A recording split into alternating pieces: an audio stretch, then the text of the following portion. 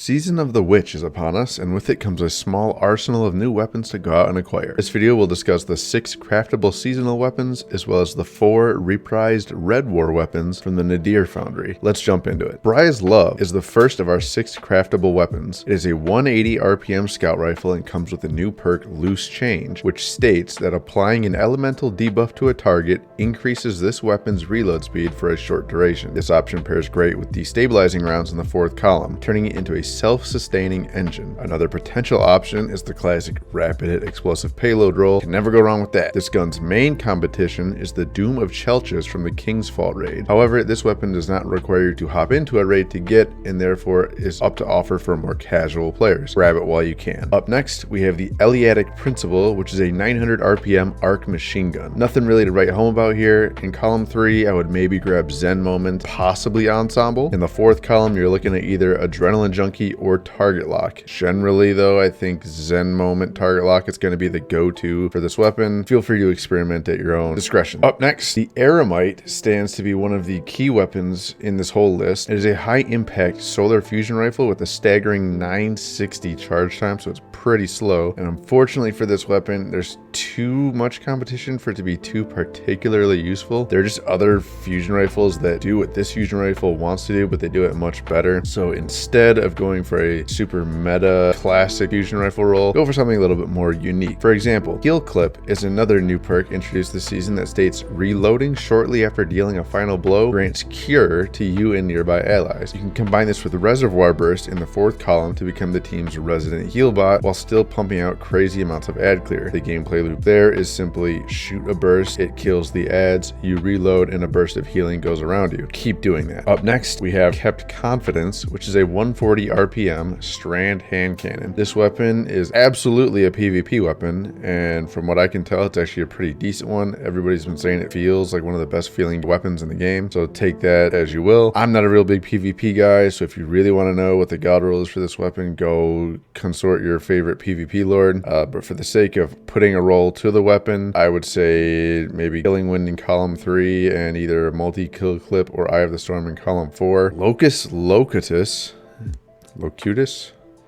Locutus, I don't know. It's an adaptive frame stasis sniper rifle. I know there are going to be some sniper lords out there that are going to disagree with me on this, but if you use a sniper rifle in PvE, you're bad. There is absolutely no reason to use a sniper in the current meta. Sure, it's not like super bad, but why would you ever take it over other options? Anyways, if you absolutely must use it because you can't let go of using a sniper, Overflow Headstone is likely going to be your best bet. Semiotician is one of those weapons that has good perks, so people are going to say it's a good rocket.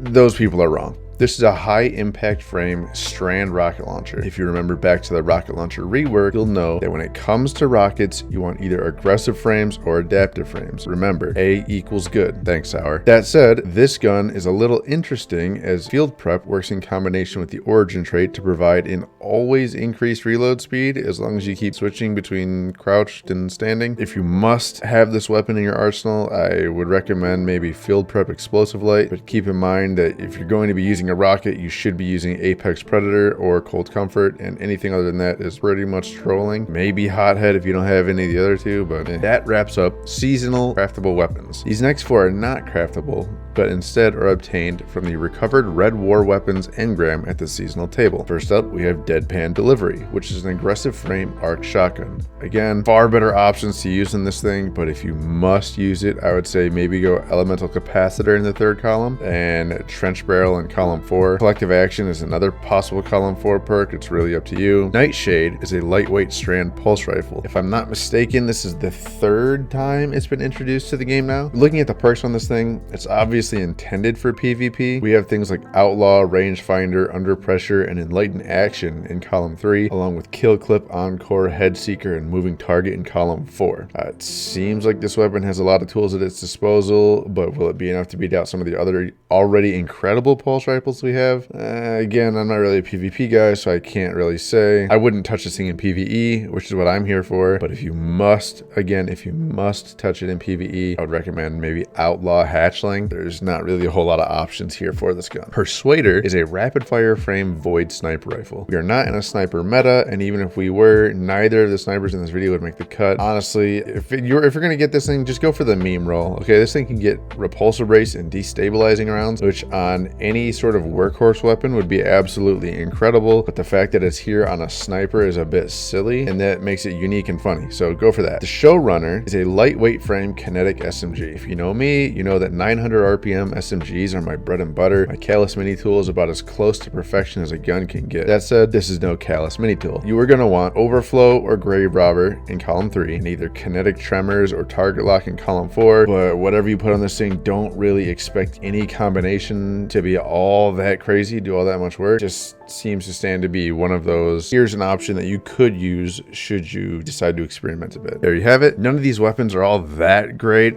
Like I said, the best of the bunch in my opinion is the fusion rifle, just because it has the potential for some good healing output, although the situations in which that healing would actually matter are pretty few and far between, but you never know, you could be surprised. The hand cannon, again, likely probably good for PvP. The snipers are probably good for PvP. Outside of that, maybe the scout rifle has some potential as a pretty good like substitute, and you know, that combination of destabilizing rounds with loose change is, you know, kind of a self-sustaining engine, so it's pretty good there. If you're only able to get a couple of these, I would recommend targeting the scout rifle, Brya's love, as well as the fusion rifle, which is the Aeromite. Outside of that, you know, no real urgency from what I can tell. Anyways, thank you guys for watching. I will have a video coming out shortly going over all the Crota's end weapons and kind of what to look for on those, as well as separate videos for each of the new exotic weapons that have been introduced this season, including the fusion rifle tessellation from the Final Shape pre-order. I have a set goal to try and upload a new video every single day for the month of September. I'm really excited to try out and push myself and kind of see what I can do. I also plan on streaming over on Twitch.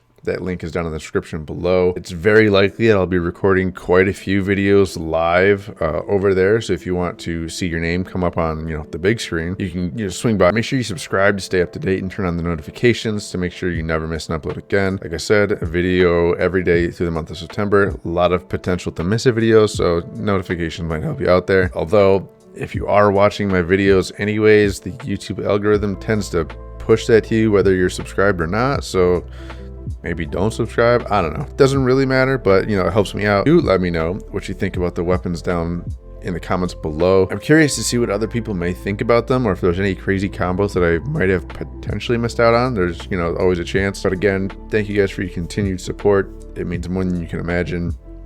I will see you guys in September.